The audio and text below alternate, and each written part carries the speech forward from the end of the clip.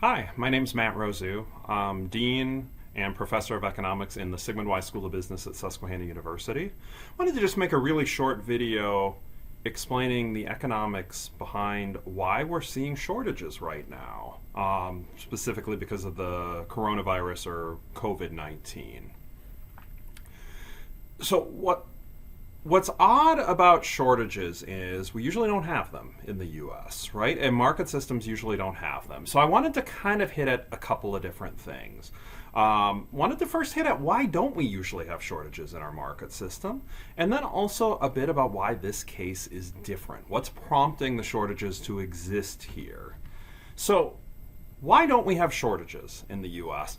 Well, there are a lot of times where demand for products will increase, and that's exactly what we've seen right now for things like hand sanitizer or soap or toilet paper or any of the products where you're seeing shortages on currently.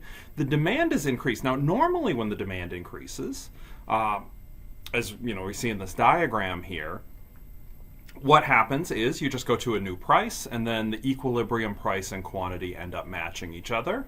The price is higher, but you don't end up having shortages.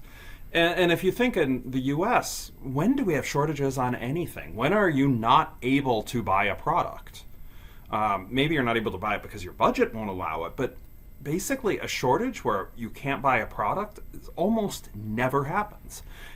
And that's actually something that's true in a market system in general, right? If something would be priced too low, the quantity demanded would exceed the quantity supplied, as kind of see in this little illustrated example, and there would be a dramatic shortage. Although, what do you expect to happen then? Well, you expect the prices to increase, right? In this specific case, we see the quantity supplied at $1 is 5, the quantity demanded is 21.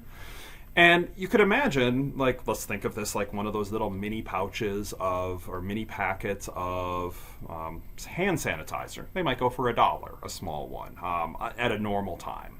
Well, now's not a normal time. The demand is increased for hand sanitizer. So in order for the quantity supplied to meet the quantity demanded, the real price might be 3 at this moment in time until supply ramps up where more of them are available. But if the price is 1, you're going to have this enormous shortage, right? 21 people here want it, only 5 are available, so shortage of 16.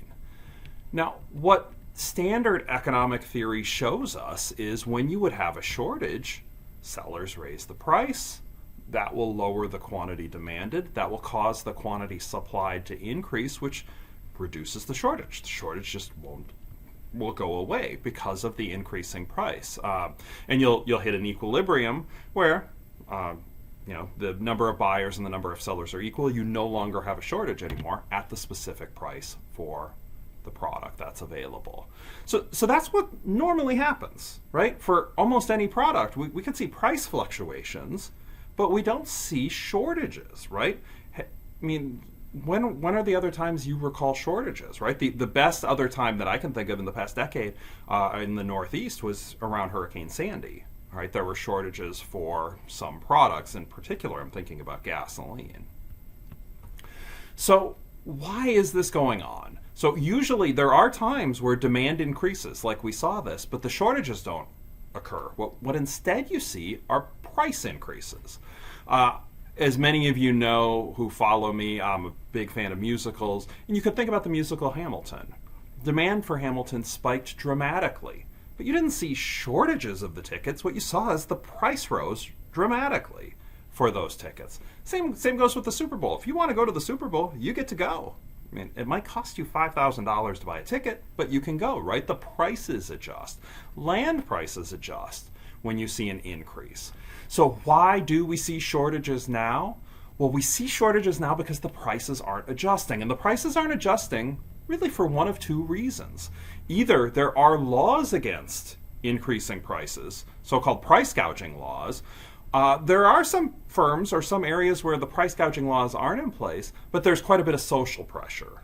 So for example, if you are a firm like a Target or a Lowe's or a Walmart, the bad publicity from raising the prices on toilet paper or hand sanitizer is likely far worse than any increase you could receive by charging a little bit more. The social pressure that you'd face is pretty high. So if the prices can't adjust, your quantity demanded is going to exceed the quantity supplied, and you're going to end up having shortages. And that's exactly what we see in this case. If you have any questions, feel free to comment or feel free to send me an email. Once again, my name's Matt Rosu with the Sigmund Weiss School of Business at Susquehanna University. Thanks for listening.